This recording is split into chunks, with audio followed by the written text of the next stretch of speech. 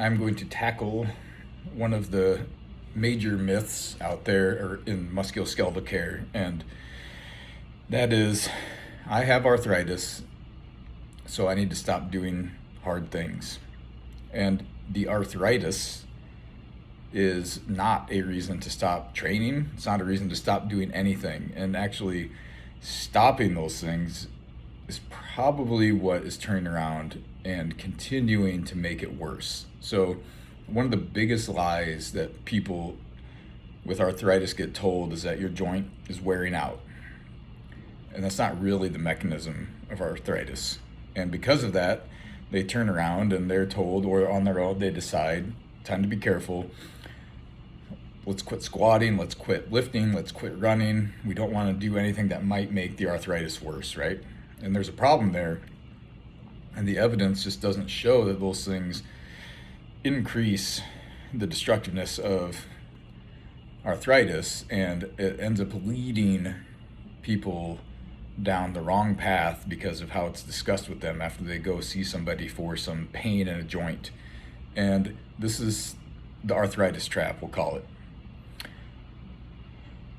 Someone gets in some knee pain, let's go with the knee, and they head out to their doctor, and the doctor x-rays the knee, and the doctor says, you have arthritis. And the patient hears, my knee is falling apart. That's what they hear. So they stop doing the few things that are actually keeping the joint healthy. They're going to stop training, they're going to stop walking, they're going to stop going for their hikes, they're going to stop squatting, they're going to reduce their activity. And this might be on their own accord, or it might be, unfortunately, at the advice of the healthcare professional that they saw. So over the next few years, what happens? They start getting weaker, they start getting heavier, they start getting deconditioned. All these things lead to more sensitivity in the joint, not less. And then we're all sitting there blaming the arthritis on you not improving.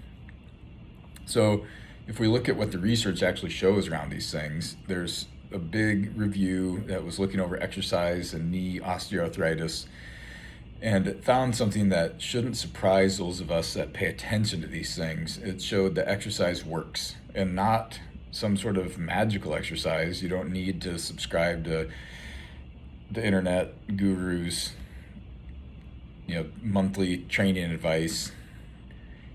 There's not a special protocol that's going to help you. Just exercise. Strength training will help. Aerobic training will help. Balance training will help.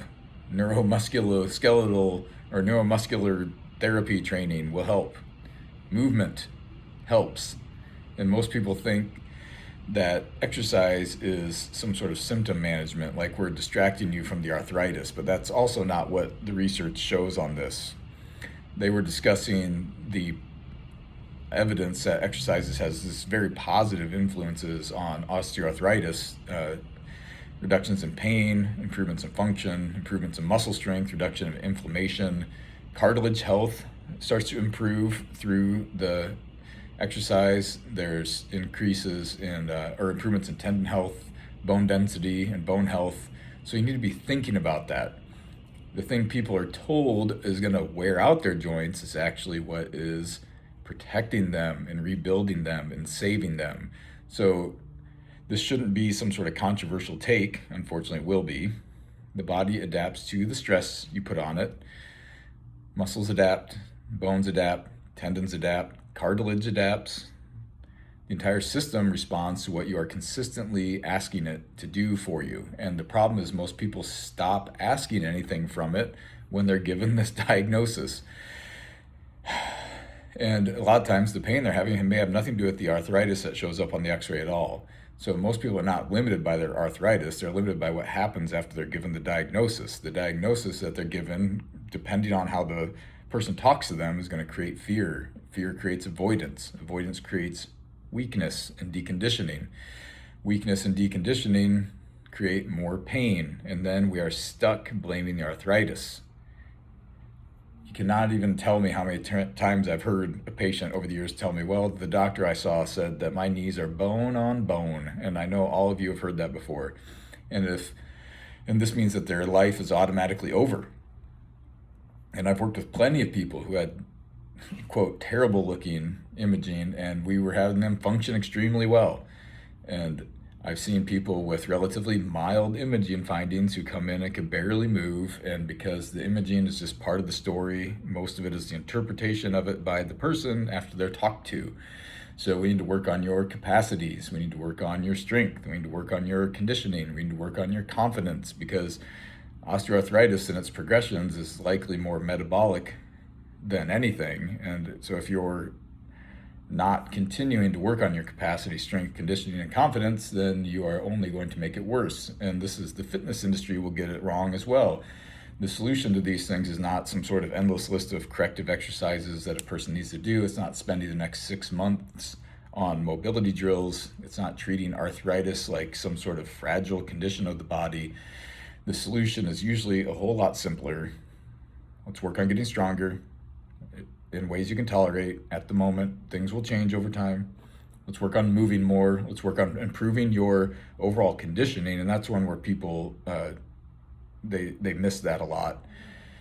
If we need to, it's not perfect research, but there is, if body weight needs to be managed, there is some evidence on joint pain reduction and reducing or changing body composition, so we can look at that if we need to.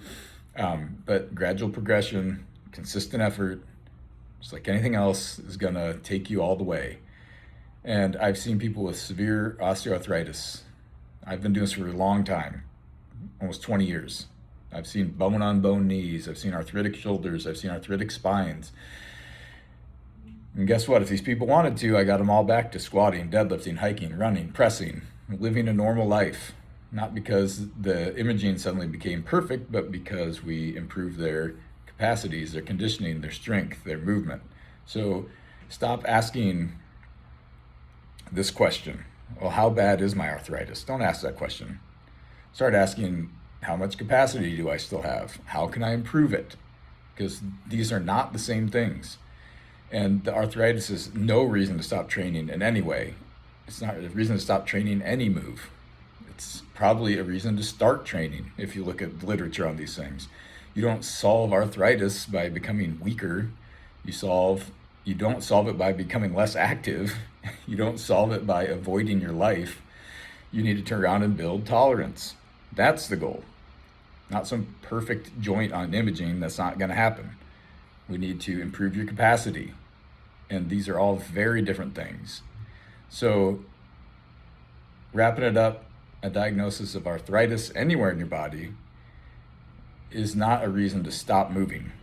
And for most people, it should be the instruction they need to get after it, build their capacity, and get stronger.